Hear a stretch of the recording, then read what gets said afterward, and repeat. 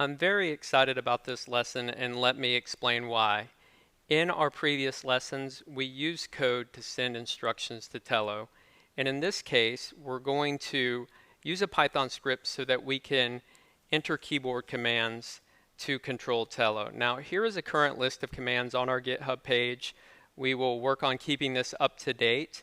These are all the commands that are currently supported by the Tello SDK. We're going to use our keyboard to send instructions to Tello. What I'll do is we'll go to our lesson 6 keyboard commands, open up this Python script. I've already pasted it into our Jupyter notebook. You can run this script directly in your console like we did in the previous lesson, but in this lesson I want to demonstrate how it works in the Jupyter notebook because we'll have a little text field that we can enter commands into. Looking at the script, you can see it's identical to previous ones with our IP address, our send and receive functions, our thread. Now here's where it gets interesting, and this code is very simple. When we run the script, it will print a message to the user telling them to enter a command and press the enter key, and then we enter into a infinite loop that will allow us to enter keyboard instructions. So this input function is a built-in Python function that accepts commands from the keyboard. If the user types quit, we'll exit out of the program. And in all other cases, we'll skip over this if statement and send the message to Tello over UDP. Let's see this script in action. We have Tello powered up. I will go ahead and connect to the Tello network. Now that we're connected, I will run our script. You can see the message telling us to enter an SDK command. So I'll start off by just giving it the command string. We received a message, okay, now we're in command mode. Let me just enter battery question mark. There's 86% battery remaining, that's great. Now I'm going to go ahead and issue a takeoff command.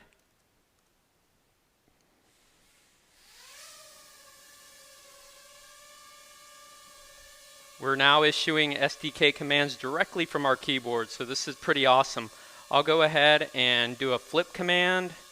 We'll flip right.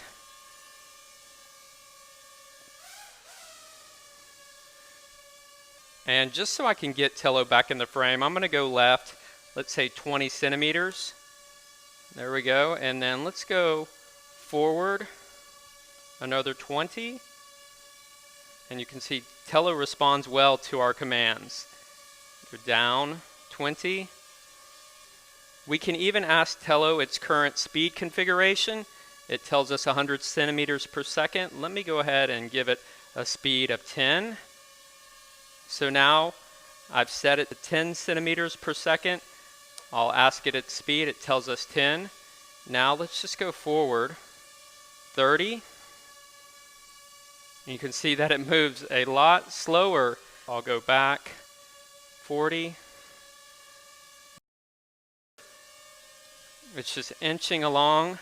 Let me just set that speed back to 100. Now I'm going to go with a flip left. We'll move Tello back in the frame.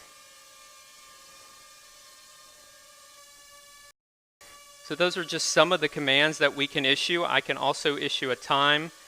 Gives us a response saying that Tello has been in the air for almost 2 minutes. And finally, I'll issue the land command.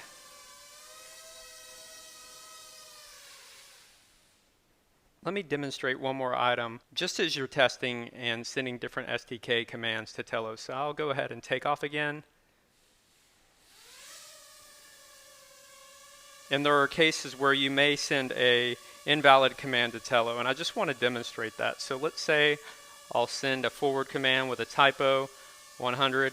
Tello responds unknown commands, and that's useful if you're writing code and you want to understand that Tello did not accept the command. You can then continue to issue a different one. So let me go ahead and just enter a proper one.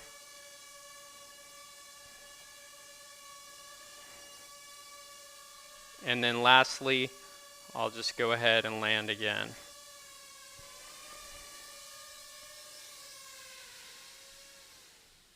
This is a great script that I like to use. As new firmware is released for Tello, you can easily fire up the script and issue new commands. Currently, there are no photo or camera commands supported in Tello, but we're optimistic in an upcoming version we'll be able to shoot photos and video, and you'll be able to come to the script and enter those SDK commands and see how Tello behaves. In this lesson, we covered sending various SDK commands to Tello using our keyboard.